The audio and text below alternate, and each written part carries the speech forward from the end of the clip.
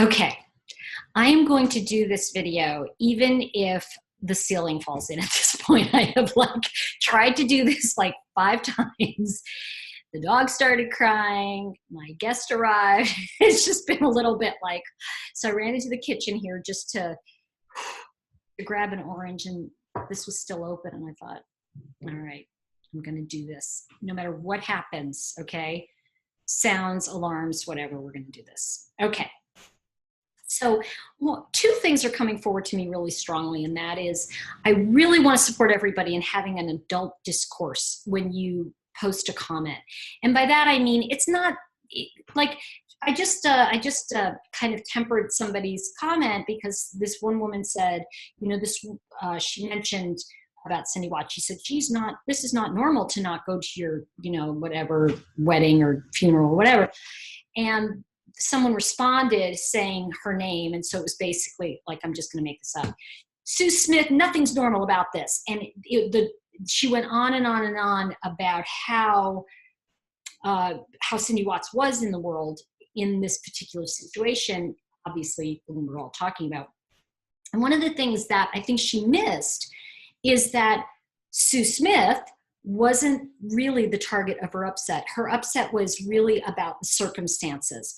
So when I say this to you, please be aware that it's fine if you respond and say, Tori, I don't agree with you, or, this really puts me into some kind of upset about this, because I feel like, of course it's not normal, and this isn't about you, but this is what's coming forward for me. And the reason I say that is it's going to be really vital if we're going to have open discussions with each other about the Chris Watts case, and perhaps down the road, Jodi Arias.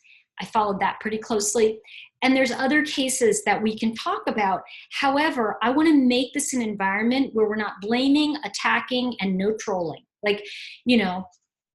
No troll zone. So I have asked a few people to step outside the building.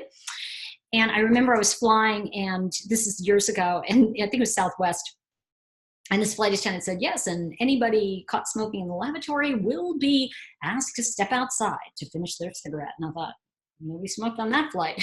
So I want to get into our conversation today because I was very, very, very inspired by, some of your comments are just so mind-blowing to me, and I really want to validate what I heard from a lot of you.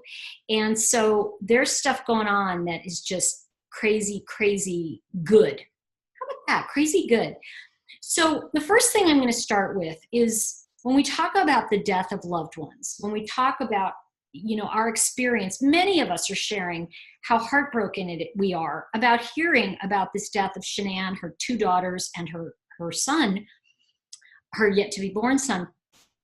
And one of the things I want to say is that when we look at this, as we look at any death, what if we took it as the world is either a better place because they lived, or devoid of purpose because they died? And I don't think we're really, in our society in general, I really don't think we're given that opportunity to look at when we lose a loved one, what that means, where we crack up for a while. I'm sorry, I'm just going to say it. When my father died, I was just I think I was so vulnerable and so raw, I wasn't really able to communicate with anybody. And I know that sounds hard to believe, but my friends will be like, I'm sorry, are we talking about you? But the thing I want to say about that is that there have been on this board, the video I did for Michelle, you'll see for Michelle, because she talked about her son dying and how she really couldn't get traction in her life. And this is a woman who's been a professional in the helping community, in the therapeutic community. And I really feel that we all go through this. It's kind of like the cliche of, do you want to save your ass or your face? Because you can't save both at the same time. All right. And I think that one of the things that we saw with Shanann is that you know, she loved Thrive. She loved what she was doing. She loved selling it. And yet part of the sale was keeping that idea of, you know, what she had, the happiness that she'd had and had for a time alive. Because it becomes more and more at stake where, you know, do you want to save your ass in your face? And unfortunately, sometimes what happens in these circumstances, we try to save face. And I'm not saying she did that. I want to be very clear. I'm just saying in general, that can be also part of a problem here. But let's talk about what I've been seeing as far as an adult discourse. And a couple people I really want to shout out to. I wanted to, Leisha, and I think it's Tori Smith.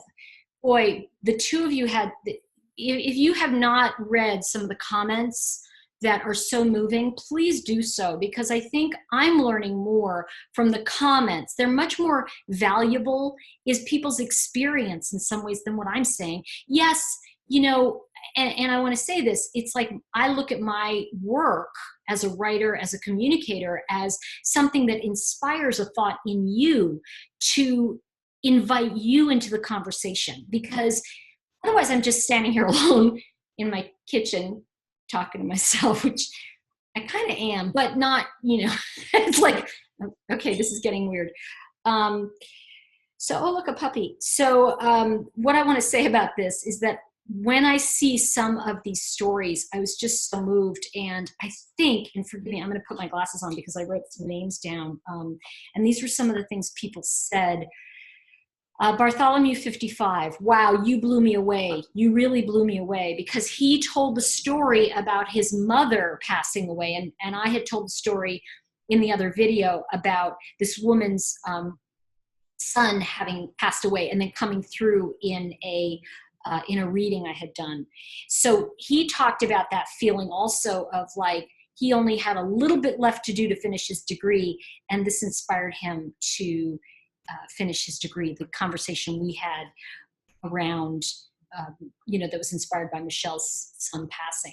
And so what I want to show you here is the valuable, powerful link of recognizing the highest calling, that we are better for the loved ones having lived. So let's look at this for a minute. Michelle comments on one of my videos that she is really struggling. She's thought about death. She's thought about suicide. She has been in the helping community, like I said, so she's very aware of what she was saying to me. And she had shared at such a core level, and I had mentioned to her, you know, I had a situation happen where a son came through, this woman's son came through in a reading. And I normally don't do those kinds of readings, but it was really profound, and it changed the way I see life and death. And I said I would share it, put it up for her. And she said, okay, fine. Now, look at this connection. She posts this. I share the story. Bartholomew 55 has a life-changing moment. Leisha shares about her MS and what she is going through. And Tori Smith shares about her mother and what a wonderful mother she was. And she had, Stori's mother had MS. So this healing, this coming together to support and lift each other up is why we share at this core level. Not because it's like, let's all get into the gossip. And by the way, those that see it that way are programmed in the hate conversation. And I'm going to do another video on Nicole Kissinger, and Kissinger, it's the whole thing of like, I don't know. Okay, the point is, I know I'll get like 20 comments about how to pronounce her name. But what I want to say is I am going to do the danger of hate. And I think that that's what I see is that we are better for having Shanann, Nico, and his sisters, Bella and Cece, having them been alive. In other words, what I'm saying is we're in a better place because they lived. And I think that's the conversation I want to have, because I think that the other conversation we could have is one that's devoid And like I said, I wrote this down, so I'm kind of like, or devoid of purpose because they died. So we can be in the anger of them dying, which, by the way, is a vital place to be as well. I don't want to invalidate either place because, I know when my father died, I was just so devastated. I couldn't even I remember walking around, and I went to a grief group. I did go to grief counseling and did this group, and it was great. I participated. And they had us take a paper plate, and it was a big paper plate, and we had to write on it the different pieces, like, what percentage was this person in your life? And I took the paper plate very carefully, and I separated it, and I went, here's my dad, here's me, here's our, codependent relationship. And then it was funny, somebody started saying, well, codependence. I go, everybody's codependent. She's like, what? I go, it's learning to be interdependent. That's the game. I think we get caught up in these buzzwords. So I want to be very clear about this and go on and say that Kelly Thayer, Jazz9571, these are people who made comments on that other video. Jazz talked about, I know it's not related, but I lost my 2 dogs. And she, and she said, I know it's nothing like what's happened. And I said, you know what? To you it is. And this is the thing. So let's look at Shanann again. What is Shanann doing? Because of her death, we are all inspired to have this community conversation about life. Shanann was about life. She was not about death. There was nothing dead about this woman. Look at what she worked with her illnesses and who she was.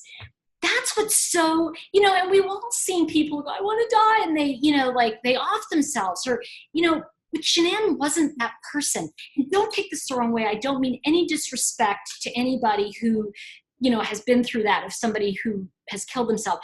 And I want to really just say, please don't be twisty with me. And you know what I mean? For those of you that's on my twisty video, don't twist the words so that you can be angry. So that's the thing I want to say is there are people who have twisted what other people are saying, blamed them, been angry, and then been righteous about it. Those are the people who are invited to step off the channel.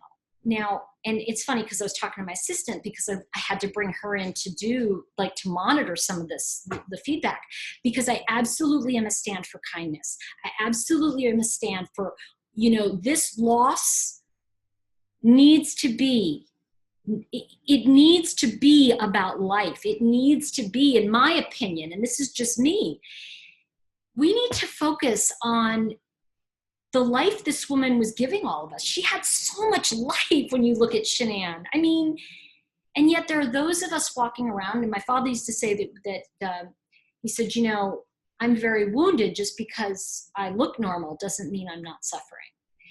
And I used to look at him like this, and he'd go, no, I am suffering. And I'm like, I know, because he was in World War II. He jumped on D-Day, he was in Battle of the Bulge. He was a radio operator during the war. Are you surprised that I'm communicating? So I think that what I'm trying to say about this is that who we are and how we relate to the issue is the issue. Let me back up and explain this for a minute, because some of you will get it right away and go, oh yeah, and that's okay. I think that when we look at the idea, and I'm looking at this on the page, the idea that being devoid of purpose because someone died, there's nothing wrong with that.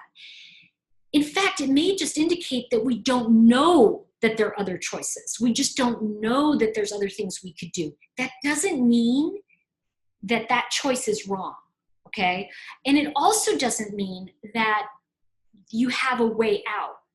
In other words, sometimes, I remember my dad used to say to me a lot, I'd be like, I'm so down. And he'd be like, well, then stay down. He'd walk out of the room. And I'm like, well, that's really helpful, but there's truth to it. When you're down, I've learned, I'll sit on the couch and eat chocolate and watch TV if I need to do that. I had a friend, interestingly, named Nico, who once called me because his mother had died and he was really incapable of, and he was close with his mom. They had issues, but he was close with her. And he said, I just, sorry, I can't get off the couch. It's been 3 months and I'm just, I don't know what to do. I said, well, are you okay? Can you support yourself? He said, yeah, I'm going to financially be fine. And then I said, well, then what's wrong with being on the couch? And he was like, well, what do you mean? I go, well, you said you're on the couch. He said, yeah, but I need to get off the couch. I said, why? He went, well, because it's not normal. I go, who's defining normal in this universe? Okay. It's the norm for you today. And I think that when we make it okay, everybody, this is really important. When we make it okay and when we validate one another, we give an opportunity for a new decision. I think it was General Patton who said, and I know that there's going to be 20 people who correct this, and that's okay. Go ahead and put the right quote down, but it's something about, I never tell someone what to do. I tell them what I need done, and I let them surprise me with their ingenuity. And I think we're living in a time a little bit when we're criticizing the way things are done. And I know I'm true. This is like, I'm guilty of this. It's really important to step back and go, okay, this is what I need done. And then look and let them do it. You know, this is the thing. You know, Wayne Dyer used to say responsibility is responding with ability. And, you know, when we have this kind of conversation with each other as we're having, I do believe that it's healing, that I am so honored that I got to witness somebody like Nicole Atkinson, who really was like, she was not going to take no. This is a woman who knew something was wrong. She followed her intuition, and it was just an incredible experience. But I do want to talk about a couple other people who made incredible, who really, it's hard, everybody, because there's so many people, and I'm trying to look for some of the names I wrote down. And by the way, I was very, very moved by this one guy who's a musician, Stephen Paul Taylor. He's commented a few times on our, you know, on our, what is it, the comment thing down there, you know, and he's made some really cool comments. Definitely check out his YouTube channel. I think his music is just, it's really inspiring, and it's along the lines of our conversation here. And I really feel that here's somebody who is getting what we're doing. So I really want to do a shout out to him and his music. So definitely go over there and check out his stuff. Jenny's Road said some beautiful things as well. And Daryl,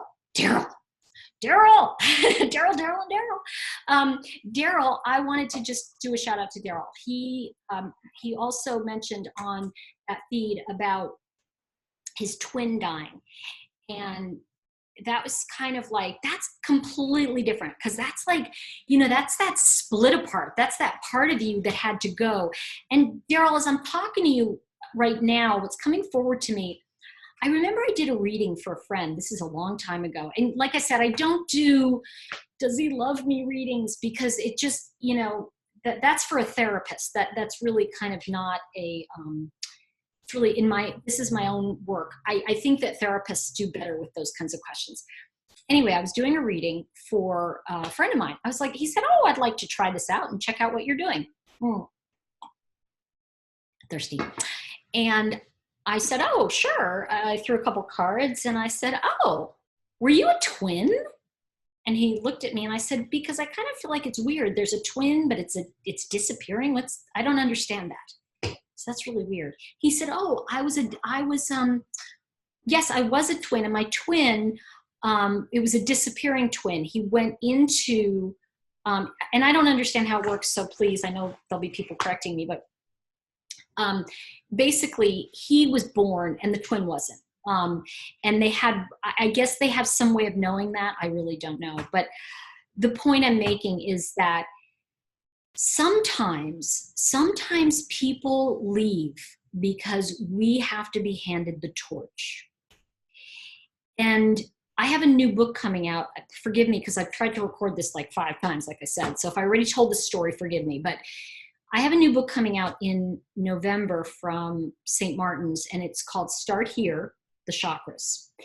And in it, I talk about the idea of the Olympic torch and the idea of the runners, right? So we start with the one guy or girl who gets the torch, and it stays lit through this, I don't know, 2,000 miles. I don't know how many thousands of miles they run, but they run for a certain amount of time, and the torch gets passed on. And then that person carries a torch, and that gets passed on. And what I want to say to you is that when we look at the senselessness of the crime that killed Shanann and her children, the question I think that's really coming forward to me is, are we taking the torch and moving it forward? Or are we just trying to light anything around us? Like, oh, there's something I can light on fire. Here's something I can, and I think that's not to say, because I think there's some great channels out there, pulling things apart and getting into it, and it's fun. But for me, I feel that this particular case has awakened in me such an ability to really kind of say, wow, she was so alive. Her life was taken from her. I almost feel an obligation to live because of Shanann, because of Nico, who never got a chance to be physically here with us, because of Bella and Cece. And I feel that this strange obligation to really live my life more fully, having known them obviously through the internet, and known you a little bit. And so what I want to say to you, when I think about what Daryl shared about his twin, if you will, dying, and, my friend whose twin was absorbed into him, and people who lose people through death or murder, and believe me, I'm not trying to minimize murder. I'm not. But I'm talking about the experience of the aftermath. And so when we talk about being past that Olympic torch, what gift has that loved one given you? And when you get that you have that Olympic torch, and you can literally get that this is going to be something that is going to change others. It's going to help others. Now let's look at somebody like, oh gosh, and I wrote his name down. Okay, good. John Walsh. Here's this man, God bless him. For over 20 years, he's done America's Most Wanted. Now he's doing, Dangerous Criminals, and I forget which channel it's on. But the point I'm in capturing them, the reason he did it is his son, I think it was Adam, was murdered. And he was, this is going to have a purpose. And so this man was given this purpose. Now, we look at that as being a very dramatic moment of purpose. However, really, are you honoring your loved one, or are you feeling so sad that there's an inability to live? Now, here's something else that I want to say. And I don't know if I said it, so forgive me, because when you keep shooting these videos and people keep interrupting you, they are all valid. And where you are is fine. If you're in a place where you can't move, it's like my dad said, just stay there then. Stay on the couch and eat chocolate until you can't eat any more chocolate. And yes, there is a point where you can't eat more chocolate. I found that spot. So as I say this to you, and I look at Daryl, and I know there are people I'm forgetting here. I'm going to put on my glasses so I can see some of the things I wanted to make sure I said. Bartholomew 55. Wow, what a story. If you didn't get to read his comments on this, is the comments that I'm referring to here are all on the video that I did for Michelle. And that was about her 15-year-old dying. And I had promised I'd tell the story of that woman who told about death. Now, when I say to you, carrying the torch, I want you to take a minute for yourself and just breathe and go ahead inside and just imagine for a minute that you are getting to be on a major television show, whatever it is for you, It can be Oprah, it can be a talk show, whatever it is for you. And the talk show host says to you, so I understand you're carrying a torch and this is why you're doing what you're doing. What is this about for you? And what I would like you to do, what I'm going to invite you to do, is write down what torch you're carrying and the value of it. Because sometimes when we look at Michelle, and she passed the torch on to Bartholomew 55. She passed it on to me. I passed it on to him. But we have to look at Michelle. Then we have to look at the beautiful music that I want to say Stephen Paul Taylor has, that's about this journey of, recovery and getting your life back. And people like Story Smith, who are sharing the truth of her journey. All of this started because I want to say Macklin, who is Michelle's son who passed, Macklin lived. So when we look at honoring his life, we look at all of these people who have shared their experience.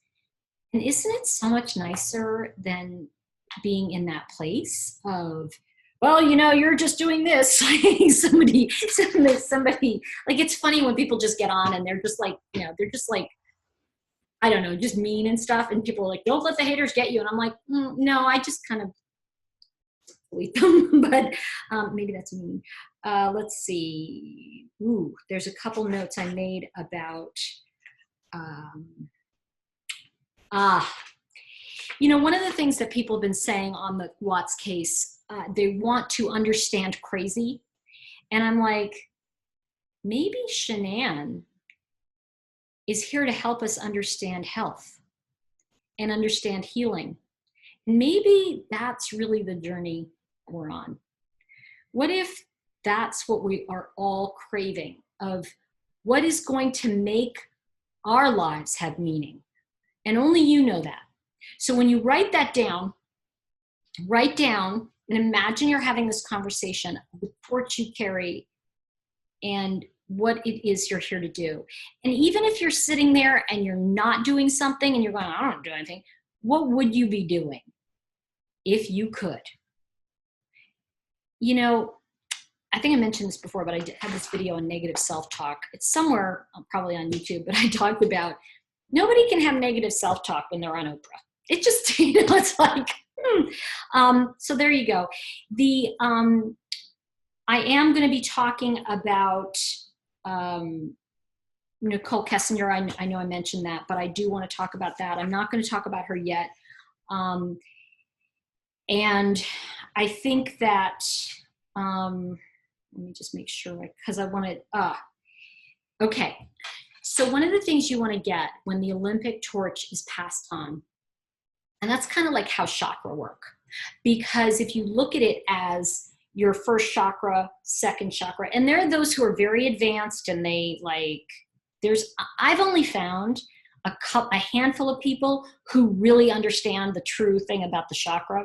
However, that said, these are energy points in our body and they exist, right? So everybody has them. So when we look at that torch lighting each one of these chakra, what I'm saying to you is that in order to evolve and to have these conversations with each other, we can't be in that lower vibrational energy of hating something or directing our anger at someone. So if you're in upset, like let's say I say something and it really brings up anger for you, just say, you know what, when you said this, this is what came forward for me, and just share whatever's going on. It's okay, as long as you don't attack somebody. I think that gives us a chance to validate and go, yes, I understand your feelings. Because I think it's more important that I validate what you're going through than try to fix what you're going through. First of all, I think you have your own answers. I think everybody does. And I think a good therapist guides you to your answers. I think good practitioners do that. My calling is different. I'm a writer. That's what I do. And I think, I want to end with one other thing. Perfect timing. I want to end with one thing, and that is that, that your thoughts matter. The torch that you carry, you've been given. You've been given. So I want you to take a minute and recognize that it's not the guy at the end or gal at the end who lights the Olympic torch. It's all the people who got you to that place. And if Shanann has taken us just another 50 yards, then she has moved your torch that much closer to an understanding of where you need to be in your life. I'm going to let y'all go, and I hope you have a very blessed weekend. Please remember to be kind to each other. I am totally open to adult discourse. Try to stay away from name calling and all of that, because it's just not productive in the work we're doing and the community that we're forming. So let it begin with me, and let it begin with you. And I'm really grateful that you're here. Much love, everybody. And yeah, this is my new kitchen. You got to see my little pig. All right. Thanks. Have a great weekend. Bye.